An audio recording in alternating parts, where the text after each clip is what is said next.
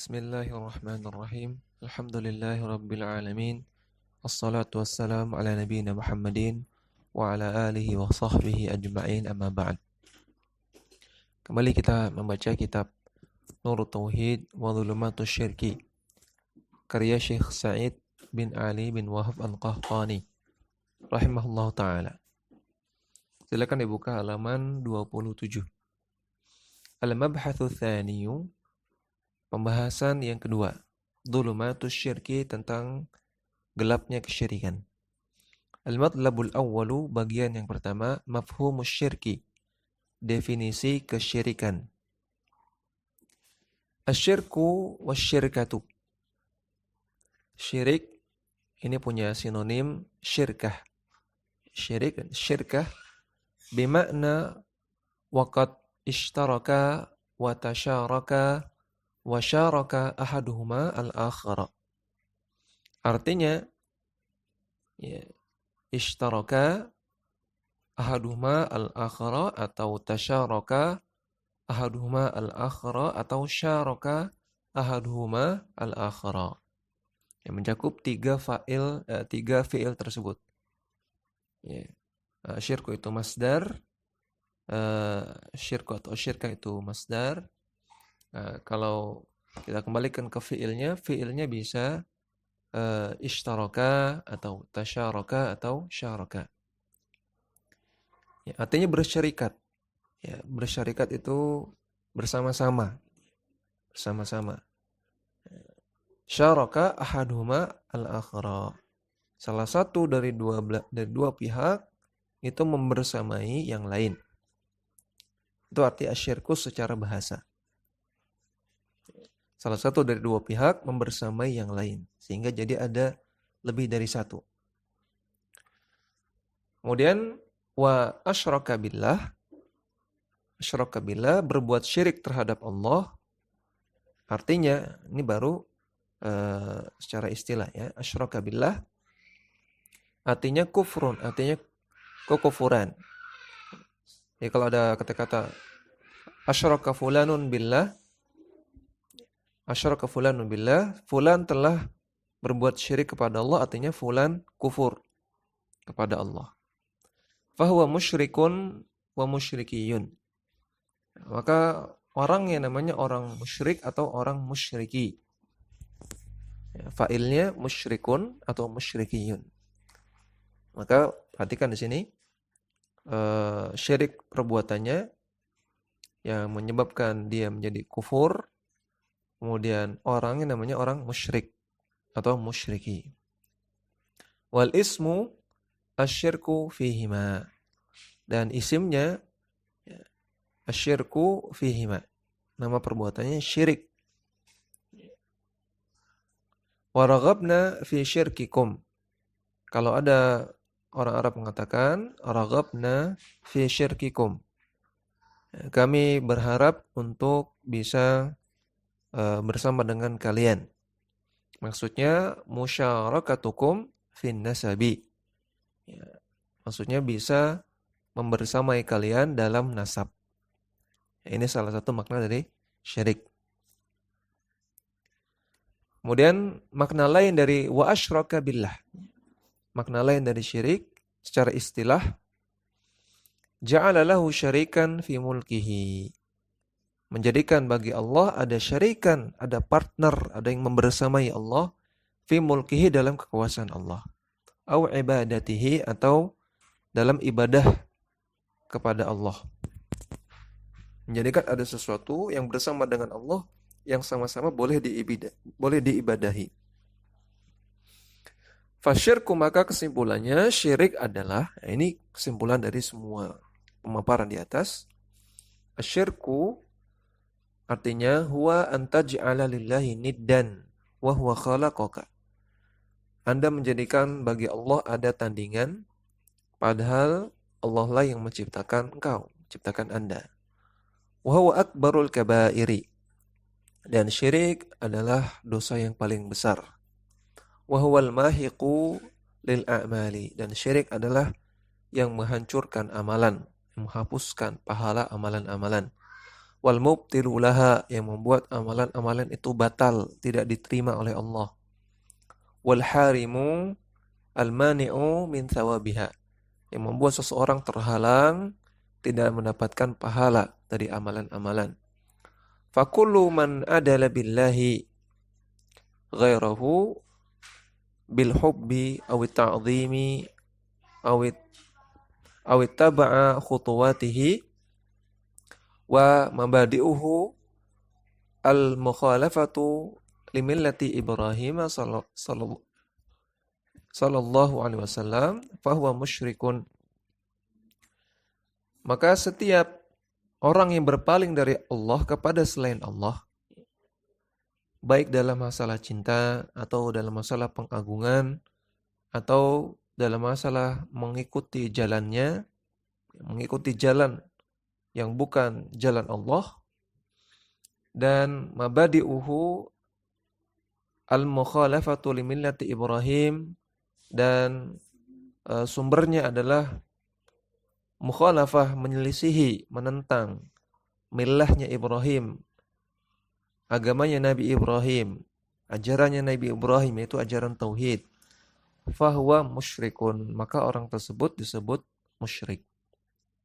Ya, maka di sini Syekh Sa'id Al-Qahtani, beliau menjelaskan makna syirik ya secara panjang lebar, dimulai dari makna bahasa, ya, kemudian makna istilah, makna istilah yang asal, kemudian makna istilah yang kita kenal, kemudian konsekuensi-konsekuensi dari kesyirikan, ya, dan juga hakikat dari kesyirikan.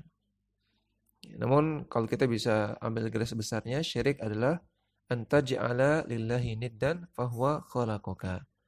Anda menjadikan bagi Allah ada tandingan, padahal Allah yang menciptakan Anda. Atau makna yang bagus juga tadi, ja'ala lahu syarikan fi mulkihi au ibadatihi. Seseorang menjadikan bagi Allah ada partner, ada yang bersama dengan Allah dalam masalah kekuasaannya atau dalam masalah ibadah. Ini makna dari syirik. Wa syirku syirkani, dan syirik itu ada dua macam. Syirkun akbaru yukhriju minal millati, wa syirkun asgharu la yukhriju minal millati. Dan syirik itu ada dua macam. Yang pertama syirik akbar, syirik besar. Syirik besar artinya yang yukhriju minal millati, syirik yang mengeluarkan dari agama, mengeluarkan dari Islam. Yang kedua wa syirkun asgharu, dan syirik kecil, syirik asghar. Artinya yang la yukhriju minal millati, syirik yang tidak mengeluarkan dari agama Islam. Ini definisi syirik akbar dan asghar. Syirik akbar artinya yang mengeluarkan dari Islam, syirik asghar adalah yang tidak mengeluarkan dari Islam. Nah, sekarang apa batasannya? Mana yang syirik akbar, mana yang syirik asghar, perlu ada batasan. Apa batasannya? Beliau jelaskan di sini. Wa dzakara al-'allamatu as-Sa'di rahimahullahu anna hadd asy-syirki al-akbari alladhi yajma'u anwa'ahu wa afradahu ay yusarrifa al-'abdu naw'an wa fardan min afradil ibadati li ghairillah. Disebutkan oleh al-'allamah as-Sa'di, Syekh Abdurrahman bin Nasir as-Sa'di rahimahullah, bahwasanya batasan kesyirikan yang akbar, batasan syirik akbar atau cakupan syirik akbar, scope dari syirik akbar, alladzi yajma'u anwa'uhu afradahu, yang cakupan ini sudah komprehensif, sudah mencakup semua jenis-jenis syirik dan semua turunan-turunannya. Syirik akbar maksudnya sudah mencakup semua jenis-jenis syirik akbar dan turunan-turunan syirik akbar.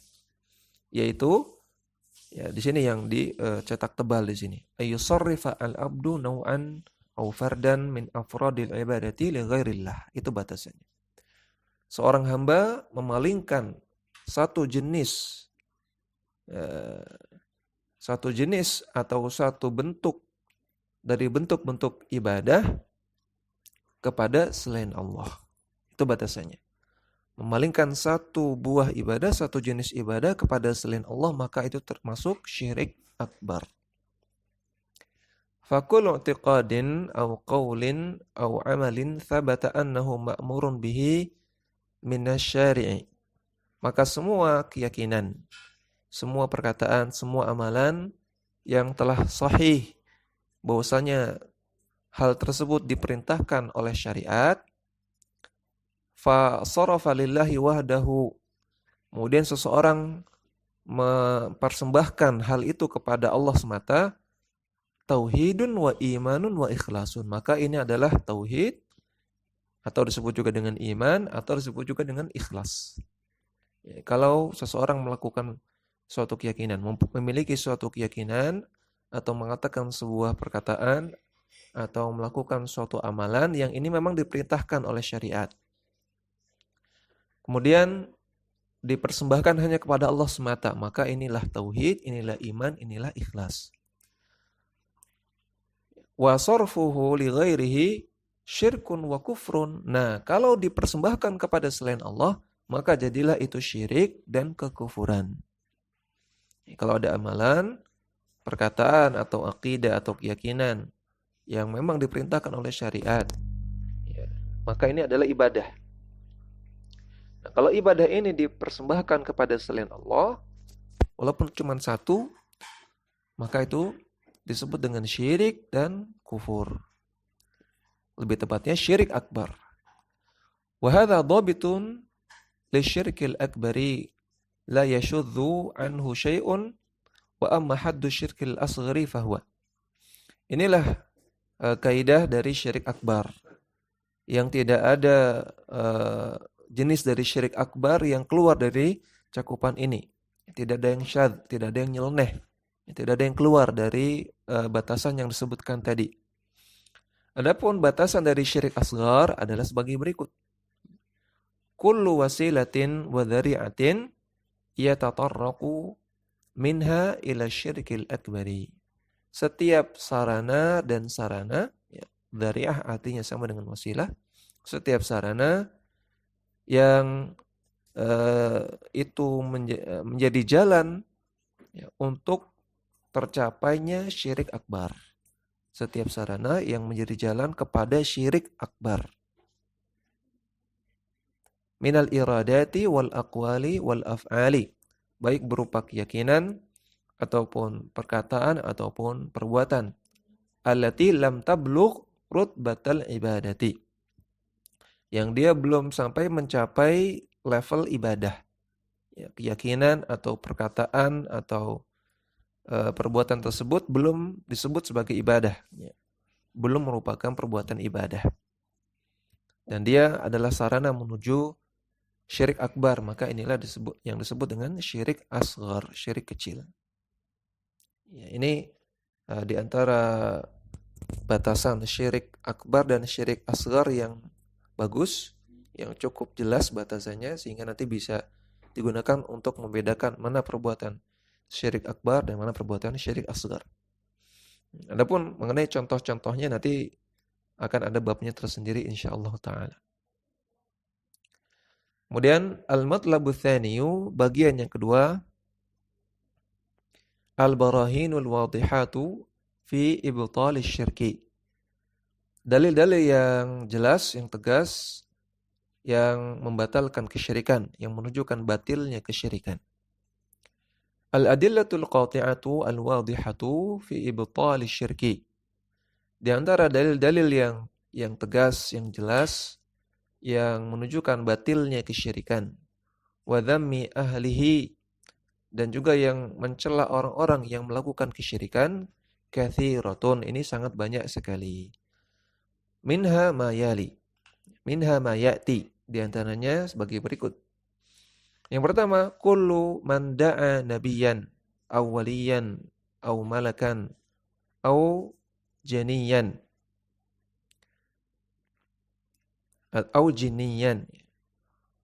Barang siapa, ya, setiap orang yang berdoa kepada nabi, ya, berdoa kepada nabi atau berdoa kepada wali, berdoa kepada malaikat, atau berdoa kepada jinniyan, kepada jin, Aw sarafa lahu syai'an minal ibadati, atau memalingkan satu jenis ibadah kepada mereka, kepada nabi, beribadah kepada nabi atau beribadah kepada wali, beribadah kepada malaikat atau beribadah kepada jin.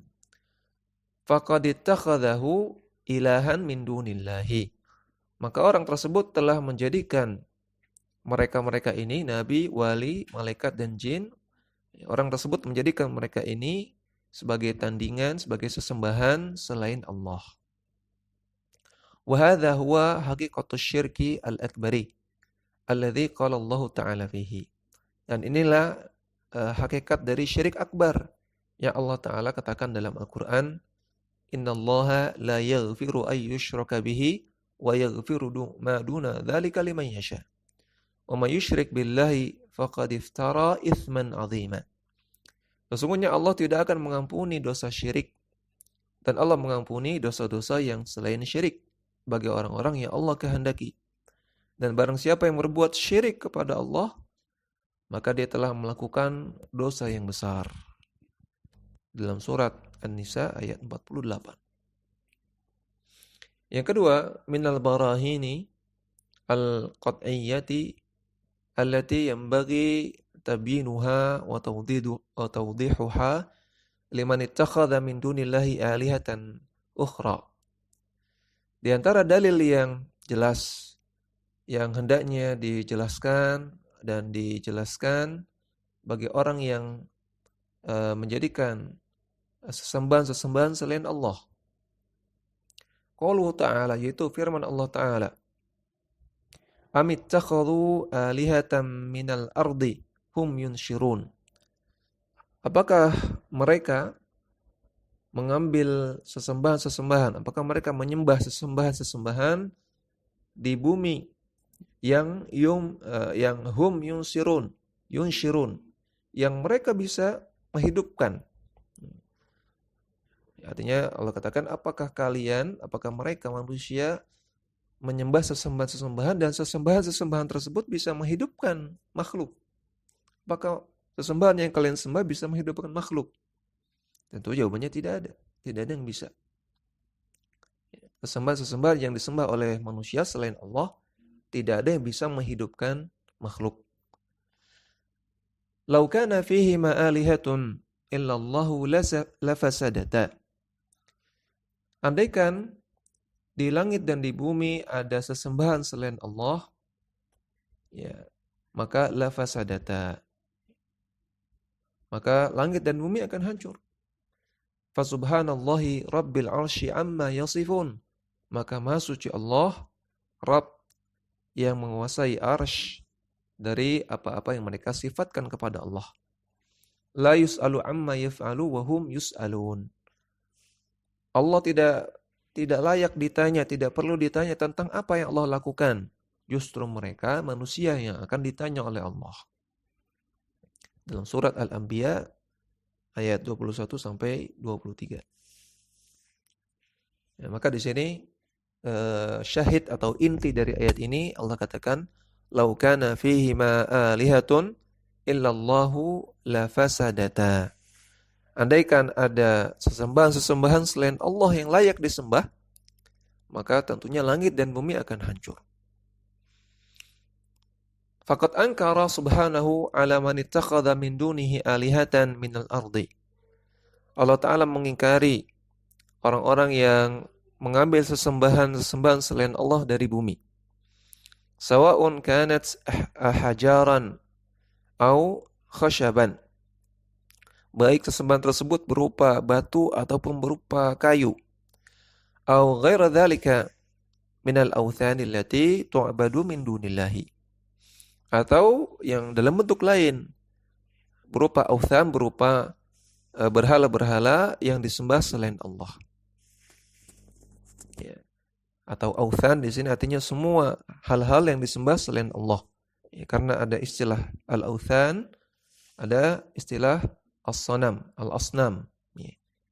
Al-awthan ini jamak dari wathan, kemudian al-asnam jamak dari sanam. Ya. Kalau sonam itu sesembahan selain Allah yang berupa berhala, berupa gambar. baik 2 dimensi ataupun 3 dimensi, ya, patung ataupun gambar ataupun yang lainnya. Kalau authan ini lebih luas. Authan itu semua sesembahan selain Allah berupa pohon, ataukah berupa batu, ataukah berupa malaikat, berupa nabi, berupa jin. Semua termasuk authan. Ya, makanya di sini beliau katakan, "Au ghairu dzalika minal authan allati tu'badu min dunillah."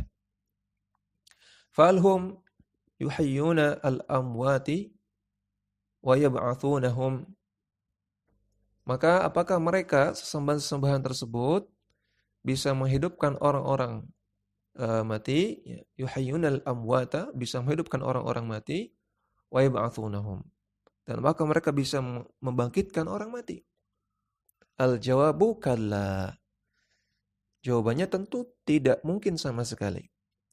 La yaqdiruna ala syai'in min dzalika. Mereka tidak mampu untuk melakukan itu sedikit pun. Walau kana fis samawati wal ardi alihatun tastahiqqul ibadatu ghairallahi. Andaikan di langit atau di bumi terdapat sesembahan yang berhak mendapatkan ibadah selain Allah, la fasadata, maka langit dan bumi akan hancur. Wa fasada ma fihima minal makhluqati, dan akan hancur pula makhluk-makhluk yang ada di langit dan yang ada di bumi. Kenapa demikian? Li'anna ta'addudal alihati yaqtadi at-tamannu'a wa tanazu'a wal ikhtilafa. Karena berbilangnya sesembahan, ya, adanya lebih dari satu Tuhan, ini akan berkonsekuensi, akan melazimkan tamanu, saling tercegahnya satu dengan yang lain. Tanazu, saling berselisihnya Tuhan-Tuhan tersebut. Dan ikhtilaf, saling bertentangannya Tuhan-Tuhan tersebut. Ya, kalau ada 2 Tuhan, maka 2 Tuhan ini akan saling menghambat, akan saling bertentangan, akan saling melawan. Fayahdutsu bisababihi al-halaku, maka akan terjadi dengan sebab itu, akan terjadi kebinasaan. Falau furida wujudu ilahaini. Andai kita asumsikan ada 2 Tuhan. Kita asumsikan ada 2 Tuhan. Wa arada ahaduhuma ay yakhluqa syai'an wal akharu la yuridu dzalika. Yang Tuhan yang satu menginginkan untuk menciptakan satu benda. Sedangkan Tuhan yang lain enggak pengen, tidak menginginkan hal itu. Aw arada ay yu'tiya wal akharu arada ay yamna. Atau Tuhan yang lain, Tuhan yang pertama menginginkan untuk memberikan sesuatu pada makhluk, sedangkan Tuhan yang lain tidak ingin. Tuhan yang lain inginnya menghambat pemberian tersebut. Aw arad ahaduhuma tahrika jismin wal akharu yuridu taskinahu. Atau Tuhan yang satu menginginkan untuk menggerakkan satu raga dari makhluk, sedangkan Tuhan yang lainnya menginginkan untuk makhluk tersebut diam. Fahina idzin yakhtallu nizamul alami. Maka ketika itu akan rusaklah pengaturan alam. Ya, stabilitas alam akan hancur. Karena ada 2 yang berkuasa. Yang satu pengen begini, yang satu pengen begitu. Ya, tidak sinkron. Wa tufsidul hayata, dan ini akan menghancurkan kehidupan. Wadzalika, dan ini karena beberapa poin. Ya, kalau kita breakdown, kalau kita rinci lagi, karena disebabkan beberapa poin.